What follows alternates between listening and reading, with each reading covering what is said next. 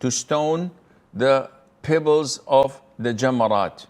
And the time of stoning the Jamarat, we know that there are 3 areas to be stoned.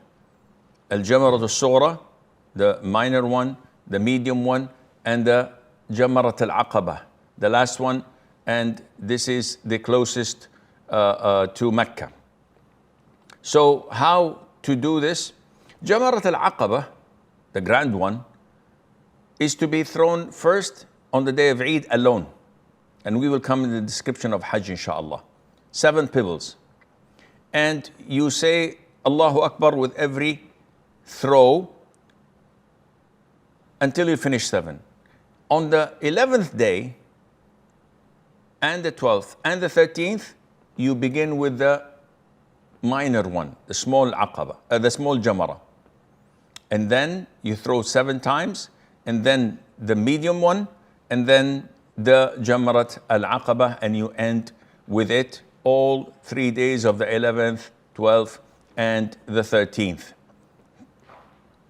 Now, when we come to mention throwing the pebbles, first of all, the size has to be a medium size. You don't throw a big rock, and you don't throw something that would not even be seen.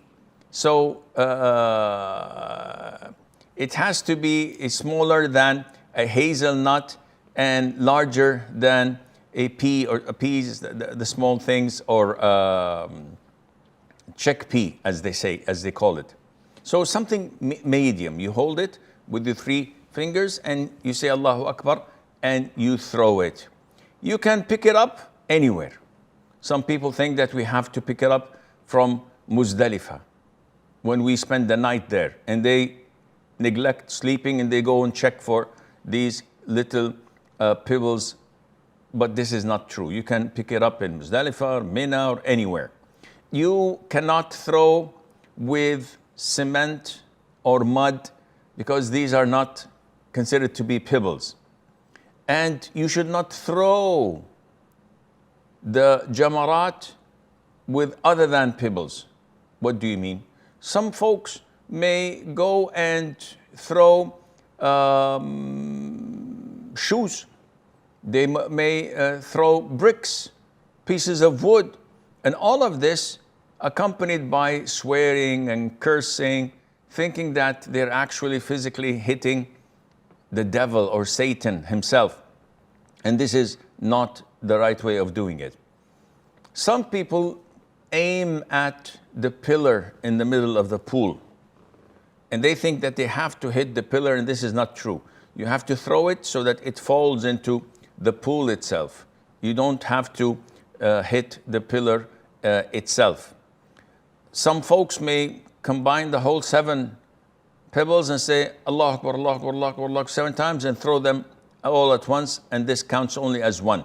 You have to throw each one separately.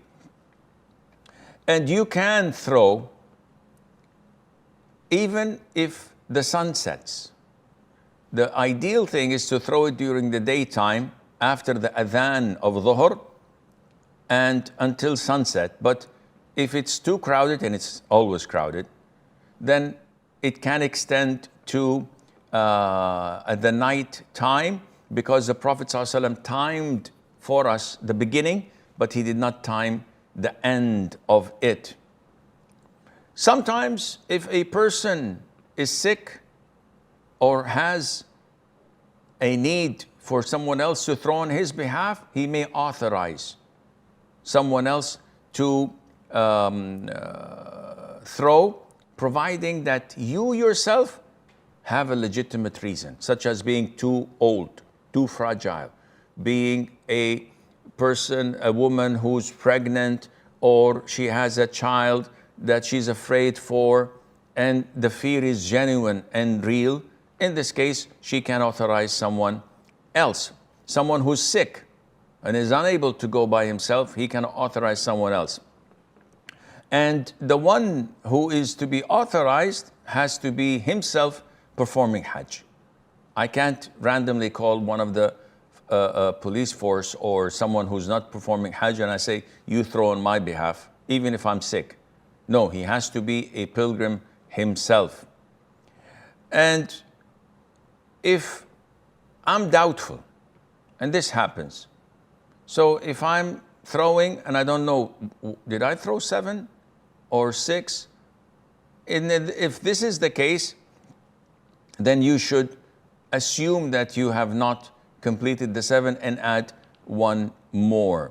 And scholars say if a person forgets or makes a mistake in 1 or 2 pebbles, then he should give something in charity. This happens so many times after throwing, going back to your camp, and you remember, Ya Allah, did I throw all 7? I feel that I did 6, maybe. If this is the case, then there's no need to be paranoid about it. If it's 1 or 2 pebbles that you're doubtful of, just give something in charity for the poor people around the Haram area, and that would suffice, inshallah.